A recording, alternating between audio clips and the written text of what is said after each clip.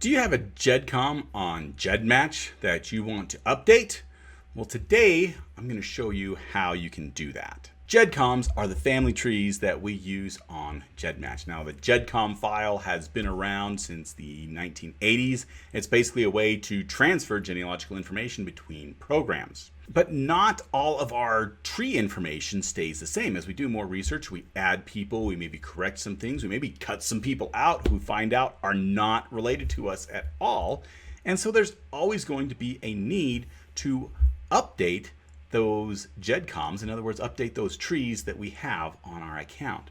Now, one thing to remember about the GEDmatch website is that GEDcoms are not editable. In other words, once you upload that tree, you can't go in and change the information on GEDmatch. Some companies allow you to do this. For instance, Family Tree DNA, you upload a GEDcom, but then you can also add people to their tree. In other words, they've converted that GEDcom into their own tree format, and so you're really editing their tree at this point. With GEDmatch, it's static. That GEDcom that you upload today is going to be the same tree that you're seeing 5 years, 10 years from now. So what do we need to do in order to edit that tree, in essence?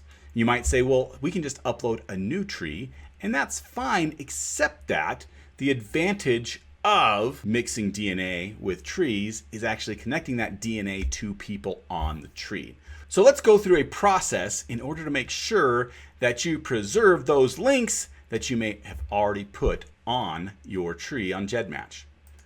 First off is we need to check our old GEDcom for DNA links. Now here on the GEDmatch website, we can actually find our GEDcoms listed right below where our kits are. They're listed as your family trees. And in this account, I just have one GEDcom. So clicking on that number is going to go to the home person for that GEDcom. And as I'm just looking at this home person, I can already see, hey, there is some DNA attached to this. And in this case, what I want to do is I want to make note of the person and I want to make note of the kit number that I've attached to this. In this case, this is my grandfather. And I've actually attached my DNA kit to it just as a reference. If you've only attached one, and you know you've only attached one DNA kit to your GEDcom, then at this point you're fine. But what I like to do is I like to check the pedigree and the descendants to see if there's anybody else that I may have added to it. So for instance here, when I'm looking at the pedigree chart, what I'm looking for is I'm looking for these little DNA icons. And that DNA icon tells me that there's DNA attached to it. In this view, I can see that, hey, it's just that one person, my grandfather, that has DNA attached. Now for the descendancy, what I want to do is I want to really go through each of the grandparents. So here I got Benjamin Freeman Lee, Nancy Jane Loughnane, Samuel Kelly Green, and Lucinda Harper. And I want to look at all of their descendants to see if there's any other DNA attached. I can do that by clicking on one of those grandparents. It's going to take me to their page, and then I can click on the descendants. And that's going to show me the descendants of that one grandparent. And I can see here that, yeah, that's my grandfather. He's the only one that has DNA there.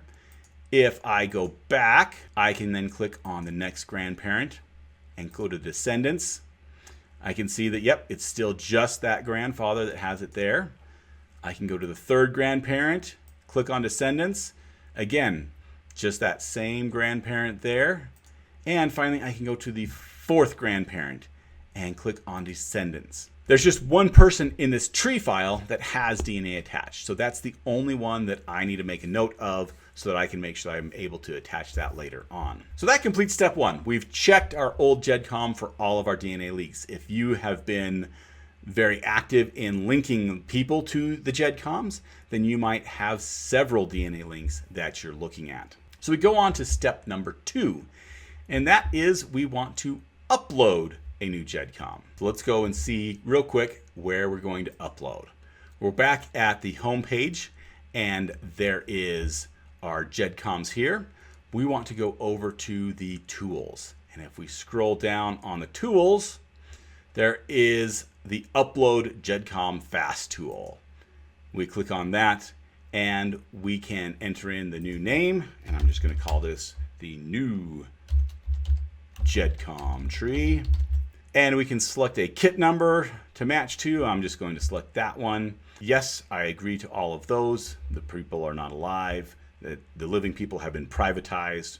And then I can go and I can choose my file. And once I've chosen my file, I can upload. And it's going to start scanning it and uploading it. And it tells me that, hey, we've got this all upload, and it's even assigned a number for me, 6814651. And we can see here on the homepage, I now have the two files. I have this older file from 2 months ago, and I have this newer file that I just uploaded. We're going to want to see both of those numbers for the next step. So I've uploaded my new file, and now I'm ready for step 3, and that is I want to actually compare these two Gedcom files, because I want to make sure I uploaded the right file. Now, if you've made changes, you should be able to find that there's some new people or some old people are not in there. But really what you're just seeing is that, hey, are a lot of these people the same? Because these two are very similar files. So on GEDmatch, we're going to use these two numbers. And what we want to do is go down to the genealogy comparison tools. We want to do a 2 Gedcom comparison. And I'm going to open that in a new window so that way I can copy my Gedcom files. So I need 2 numbers, which I have now. I have my old one and my new one. I'm going to grab the old one and I'm going to put that in there. And then I'm going to grab the new number and I'm going to put that in there as well. So this is going to go through and it's going to look at both of these and see what is the same. And right off the bat, I can see, hey, person number 1, which is my grandfather, it is the same and all the information is the same. And I can go down and I can see that, yeah, his mom, or this is like his great-grandmother and some other grandparents, great-grandparents going through. And what we can see here is we can see a lot of this information is the same. Now, and it's because this is the exact same Gedcom file that I've used. If you have made some changes, like for instance, let's say that you found out, oh, he wasn't died on August 21st, August 20th, he died on August 21st. Well, then this would show August 20th and this would show August 21st. They're still close enough that it thinks it's the same person, but there's just a little bit of information that is different. But in general, what we're looking for is we're looking to see, hey, is a lot of this information the same? And in this case, yeah, it's all the same. So I know that I uploaded the right Gedcom file, and that's really what I want to make sure. If you uploaded the wrong Gedcom file, you can go in and delete that new one and find the right file and upload it. So we know that our two files are of the same people. One just has the corrections and the other doesn't. So now we go on to step 4. We want to go in and we want to add the DNA links for each one of these new people. Let's go over and see how we can do that. So I'm going to start with this new Gedcom file. And here I've added a DNA link when I uploaded the file, but you know what? I think this link is wrong. So I'm going to click here to unlink that, and it says it's been unlinked, and now we see that that is not there. So I want to enter in the actual link. And so I go look at my notes and hey, it was this HK8232216, the infamous Phil Garnett. I go in here, add that link. Now because Phil Garnett is not the same lane as Burton Eugene Lee, it gives me a warning saying, hey, these are people with 2 different names. In this case, I'm just showing you this as an example. And so that's okay. It's another check to make sure you're linking the right DNA to the right person. But it does say that we have linked this. So I can click the back button and you'll notice now that that DNA is showing up. So you're going to go through and do that for all of the DNA links you have for that Gedcom file. Once you've done that, we're ready for step 5. And that is to delete the old Gedcom file. What we've done so far is we've verified that we know what all the links are. We've uploaded the new one. We've made sure that's the right one, gone through and added all those links. So now we really have 2 Gedcom files with the same DNA links to the same people, but one of them has more correct information than the other.